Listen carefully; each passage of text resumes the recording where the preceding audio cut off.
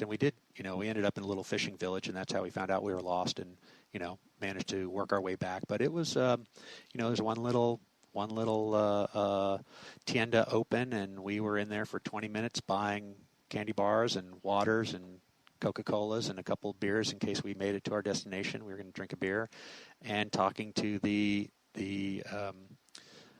fellow running the tienda at 11 o'clock at night. And sometimes you realize, like, they really don't know what's 10 or 15 miles down the road because they've never been 10 or 15 miles down the road. True story. But they know how to get you out of where they are. Yeah. And if you can find that place on the map, because you know where you are on the map, and if you can find how they know to get you to the next milestone, they may have never been 50 miles down the road. Yeah.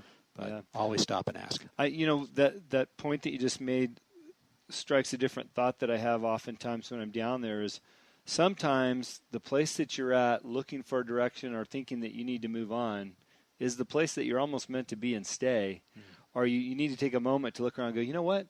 I'm good here. Let's crack that beer now and enjoy the company of this man that wants to help us and get further down the road tomorrow or whatever it is. Because I've had a lot of stories around that too. And the hospitality that you can find in those situations is nothing like you'd find other places.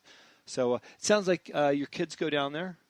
Well, my daughter has been. Your daughter's been. been. I have 2 sons and a daughter. My younger 2 are twins, both in school in Southern California. So my daughter has been the first one to make it to Cabo for spring break. Okay. She's living a little bit better than camping on the beach in San Felipe like I did. Things are different now at San Diego State. And my older son's a baseball player finishing up his last year of school, and I've got a little baseball. It's not quite a charity, but we take baseball supplies down there and give them away. And so I hope that he'll make his first trip to Baja, maybe down to Loreto, and do a little fishing for Dorado and giving some baseball supplies away. Awesome. Maybe helping some kids with their swing or helping catchers throw guys out or what have you. So so we'll see. Good. Well, last question for you. Your advice to the random person that you meet in your everyday life that wants to go down to Baja, what are you going to tell them to go do first, or what adventure are you going to send them on, knowing that it would be their first trip down there? Well, if they're driving down, I'm going to send them to Baja Bound Insurance for sure and just say, these guys are the guys. That's right. So in the old days, you used to go to AAA or across the border and get insurance right there at the border. Nowadays, you go to Baja Bound, and they're so awesome and so genuine, and they've got great information, real information on their website. So I'm going to send them there if they're driving.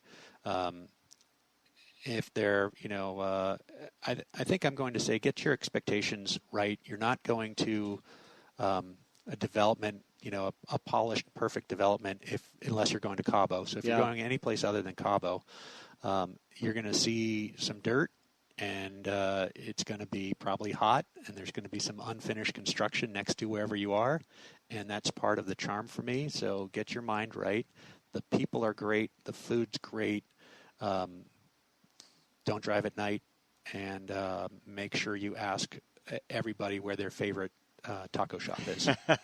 Get the locals' knowledge and find that taco shop, and make sure you're doing something on the water, whether you're on the Pacific side surfing or on the Cia Cortez side fishing. Get on the water and enjoy it, because as much as the desert is a draw, for me it's that the desert meets the water in two very different ways, and both sides have their charm. So get down there and do it, and see it, and don't be afraid. Yeah, don't be afraid. Get the venture. What's great is you can do both coasts very easily, whether it's the same day or the same trip for sure, and enjoy a little bit of each. Right. So, great advice.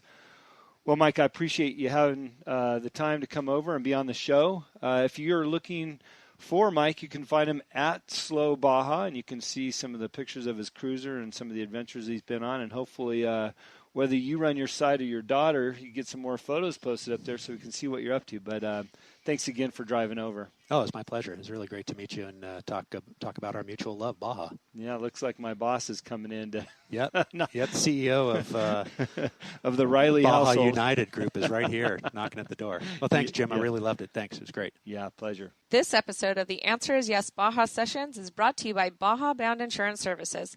Driving to Mexico? You can buy and print out your Mexican auto insurance policy online in minutes with their easy-to-use website.